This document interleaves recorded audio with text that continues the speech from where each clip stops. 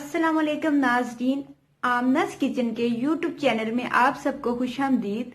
कैसे हैं आप सब लोग? मैं उम्मीद करती हूँ आप सब खैरियत से होंगे। अगर आप मेरे चैनल पे नए हैं तो मेरे चैनल को सब्सक्राइब कीजिए, बेल आइकॉन का बटन प्रेस कर दीजिए। वीडियो अच्छी लगे तो लाइक का बटन प्रेस कर दीजिए और वीडियो को ज्यादा से ज्यादा अपने दोस्तों और अपने रिलेटिव्स में शेयर करें ताकि मेरी वीडियो सबसे पहले आपको जल्दी जल्दी मिल सके। दोस्तों, आज मैं आपको बनाना सिखाऊंगी चिकन शामी कबाब, जो कि केरन स्टाइल के बनेंगे और बहुत टेस्टी बनते हैं। तो चलिए हम इनको बनाना स्टार्ट करते हैं। बहुत मज़ेदार और बहुत नरम केरन शामी कबाब बनाने के लिए हमें किन किन इंग्रेडिएंट की ज़रूरत है, तो चलिए मैं आपको बताती हूँ। मेरे पास है हाफ के जी चिकन और हाफ के जी चने की दाल। चने की दाल मैंने 2 घंटे पहले भिगो के रख दी थी, अब ये अच्छी तरह नरम हो चुकी है। इसके साथ सब्जियों में मेरे पास एक दरमियाने साइज का प्याज, 3 हरी मिर्चें और एक छोटा साइज का टमाटर है। अंडा फ्राई करने के लिए मैंने लिया है। गरम मसालों में मेरे पास, खुश्क मसालों में मेरे पास कुटी हुई लाल मिर्च, नमक और गरम मसाला है, जिसके अंदर मैंने ज़ीरा और खुश्क धनिया थोड़ा सा ज़्यादा जो है ना पीस के डाला है। तो तकरीबन मेरे पास गरम मसाला, ज़ीरा और खुश्क धनिया ज़्यादा करके 2 टेबलस्पून है। 2 टेबलस्पून ही मेरे पास सुरख मिर्च है और नमक 1 टीस्पून है। आप चाहें तो कम या ज़्यादा भी कर सकते हैं। तो चलिए अब हम इसको बनाना स्टार्ट करते हैं। पहले मैं इन तमाम चीज़ों को एक देचकी या कुकर में डाल के बॉयल करूँगी। अगर आप कुकर में बॉयल करें तो आप इसमें तकरीबन आधा कप पानी ऐड करेंगे और अगर आप इसको देचकी में बॉयल करें तो आप तकरीबन इसमें 1 कप पानी ऐड करेंगे। तो चलिए मैं तमाम इंग्रेडिएंट्स को इस कुकर में डाल रही हूँ, जिसमें चिकन और स्पाइसेस,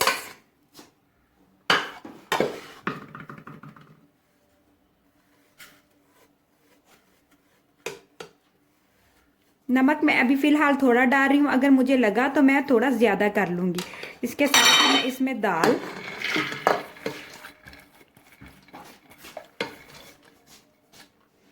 और प्याज, 3 हरी मिर्चें और टमाटर डाल दूँगी और पानी डाल के इसको मैं बॉयल कर लूँगी। इसमें मैं फ़िलहाल कोई ऑयल नहीं डाल रही। जब ये अच्छी तरह बॉयल हो जाएगा फिर हम इसका कीमा करेंगे, फिर हम कबाब बना के इसको फ्राई करेंगे।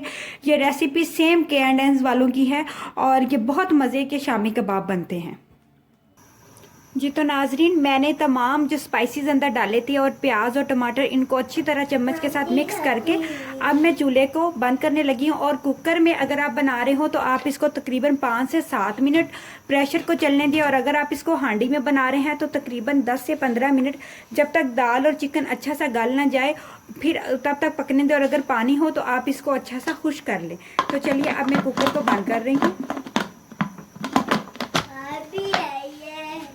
और अब इसको तकरीबन 5 या 7 मिनट मैं प्रेशर में पकने दूँगी। तो नाजरीन, आप देख सकते हैं कि तकरीबन 7 मिनट हो चुके हैं और ये दाल है जो अच्छी सी गल चुकी है, चिकन भी अच्छा सा गल चुका है। मैं आपको इस तरह करके दिखाती हूँ, ये आपको अंदाज़ा हो चुका होगा कि दाल कितनी अच्छी गल चुकी है।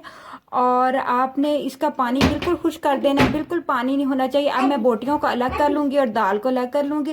पहले चॉपर में बोटियों को चॉप करूँगी और फिर उसके रेशे बना के अलहदा रख लूँगी और फिर चॉपर में दाल को चॉप करके फिर इन तमाम मिक्सचर को इकट्ठा करके मिक्स करूँगी। अगर आप इस स्टेज पे नमक, मिर्च या गरम मसाला या कोई भी स्पाइस बढ़ाना चाहते हैं तो चॉपर में आप उसको डाल के चिकन के साथ बढ़ा सकते हैं जी। तो नाजरीन, मैंने इस तरह से चने की दाल को अलग निकाल लिया और चिकन को अलग निकाल लिया। अब चिकन ठंडा हो चुका है और चने की दाल थोड़ी सी अभी गर्म है। तो सबसे पहले मैं चिकन को चॉपर में डाल के इसको अच्छा सा चॉप कर लूँगी। इसका रेशा बनाने का फ़ायदा ये होता है कि फिर ये चिकन सारे दाल के अंदर मैश हो जाता है।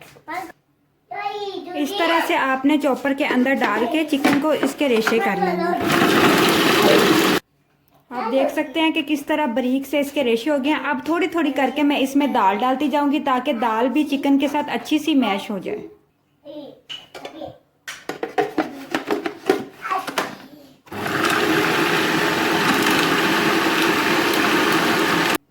जी तो नाजरीन, आपने दाल को इस तरह से मैश कर लेना है कि दाल के अंदर किसी किस्म का जो वो नज़र ना आए कि दाल का कोई पीस रह ना जाए। अच्छा सा इसको ग्राइंड कर लेना है और बड़ा खुश्क खुश्क देख लें आप मसाला बन रहा है।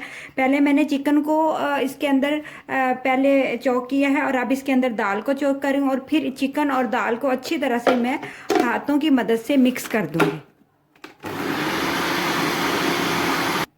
जी तो नाजरीन, आप देख सकते हैं कि मैंने तमाम मिक्सर को बाहर निकाल लिया है और चिकन और चने की दाल को अंदर मिक्स कर लिया है। कितना खुश्क सा इसका मटेरियल बना है। अब हाथों को हल्का सा पानी लगा के, अगर आप इसके अंदर थोड़ा सा गरम मसाला या नमक और ऐड करना चाहते हैं तो आप इसको टेस्ट करके नमक और गरम मसाला भी ऐड कर सकते हैं।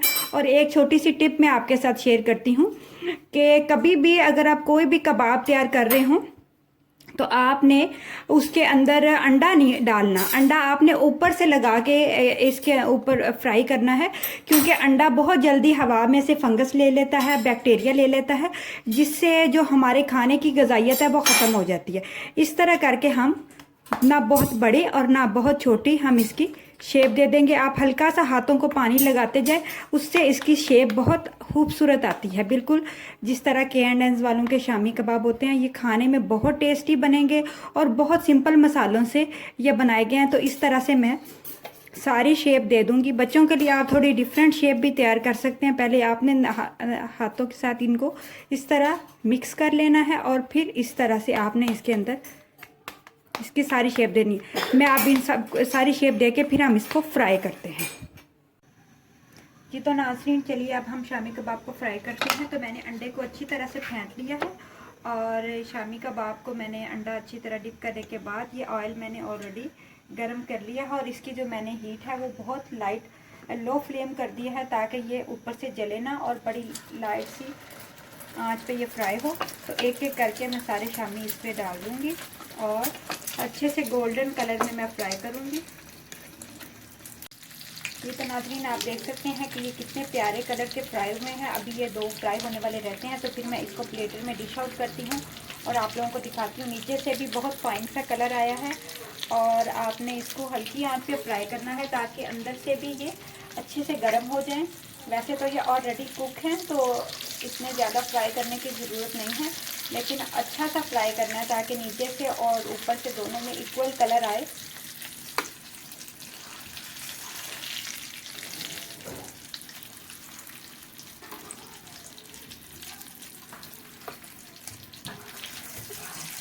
जी तो नाज़रीन, आप देख सकते हैं कि मज़ेदार से K&N शामी कबाब बिल्कुल रेडी हैं।